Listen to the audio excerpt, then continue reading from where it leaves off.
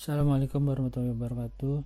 Selamat ketemu kembali anak-anakku semua pada pelajaran IPS hari ini.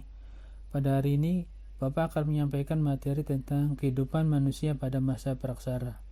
Semoga kalian tetap semangat belajar, tetap sehat. Meskipun kita tidak bertemu secara langsung, Bapak harapkan pertemuan hari ini bisa bermanfaat bagi kita semua. Selanjutnya, Bapak akan menyampaikan tujuan pembelajaran, yaitu menganalisis kehidupan manusia pada masa praksara. Kalian selanjutnya harus mengenal apa itu masa praksara. Masa praksara disebut juga sebagai masa nirleka. Praksara terdiri dari dua kata, yaitu pra sebelum dan aksara tulisan. Jadi masa praksara adalah masa di mana manusia belum mengenal tulisan, atau disebut juga masa prasejarah. Masa praksara dimulai sejak manusia ada dan berakhir setelah manusia. Masyarakat Indonesia mulai mengenal tulisan sekitar abad ke-5 Masehi. Hal ini diketahui dari prasasti Yupa di Kutai, Kalimantan Timur. Berakhirnya masa praksara tidak sama bagi setiap bangsa. Misalnya, bangsa Mesir dan Mesopotamia telah mengenal tulisan sejak 3000 tahun sebelum Masehi. Kehidupan manusia pada masa praksara dapat dipelajari melalui peninggalan berupa artefak dan fosil. Kalian tahu apa itu artefak dan fosil? Artefak adalah benda peninggalan buatan manusia praksara, misalnya batu-batuan. Sedangkan fosil adalah sisa tubuh manusia atau tulang belulang manusia praksara. Periodisasi masa praksara.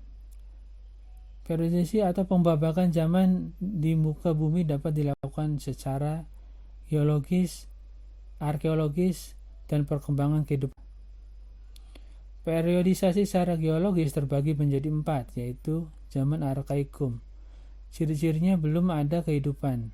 Yang kedua, zaman Mesozoikum. Ciri-cirinya sudah ada kehidupan binatang kecil seperti ikan, amfibi, dan reptil. Yang ketiga, zaman Paleozoikum. Ciri-cirinya muncul binatang berbadan besar seperti dinosaurus. Yang keempat, zaman Neozoikum atau Kenozoikum. Zaman ini terbagi menjadi 2, yaitu zaman tertier dan zaman kuarter.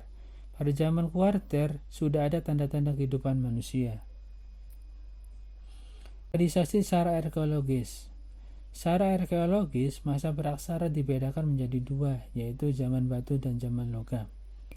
Zaman batu adalah zaman ketika sebagian besar perkakas penunjang kehidupan manusia terbuat dari batu.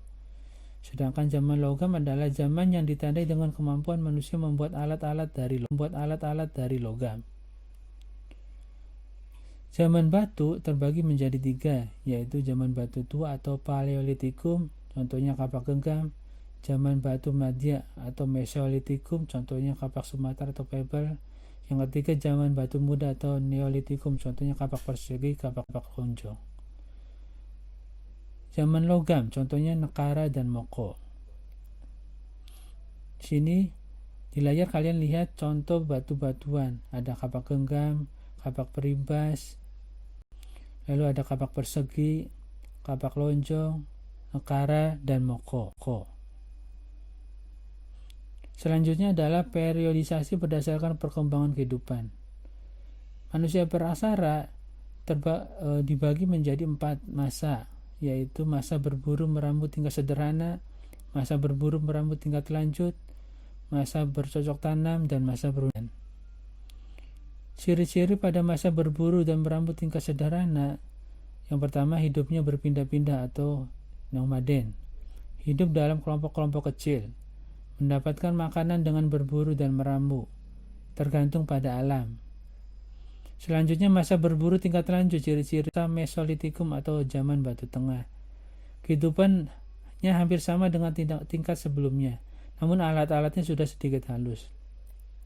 Mulai mengenal kebudayaan Megalitikum atau batu besar. Mulai mengenal kepercayaan.